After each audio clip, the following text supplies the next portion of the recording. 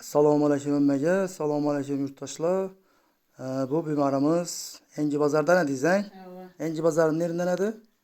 Halkabad'dan Yengiobod mahallesindenmi? Ava navarıklar bilan geldiniz. Ayağım uğru bilen geldim, Devline bilen geldim.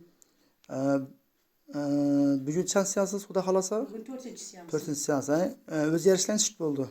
4. seansda. Dım yaxşıman. Devlinem yok. Da. Daha şükür ayağımda ağırlıklar yok. O maşallah.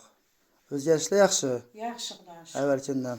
Xudo xolasa. Doktorlar bor ko'rinib ko'rdingizmi? Yok. Hechlar ko'rinib ko'rmadingiz, Hiç barman, doğrusu.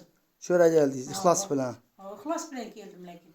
İxlos xolasida avvalam Allohdan shifo qolaversa biza sababchimiz. Birinchi ixlos qilish kerak beri. Xudo xolasa ixlos qilib kelgan odam yana apchamiz Xudo xolasa ixlos bilan yana ekan shifo topib turibdi. Qay yurt ko'rsating qani bir Xudoga şükür. ishlari o'zgardi. Xudoga ming qatla şükür. Maşallah. Kaben o'tganda Sizlere de tavsiye ettim ben. Yaxşıman Xudoga şükür. shifosi bo'lmasa rahmat e'tiboringiz uchun. Assalomu alaykum va rahmatullohi va barakatuh.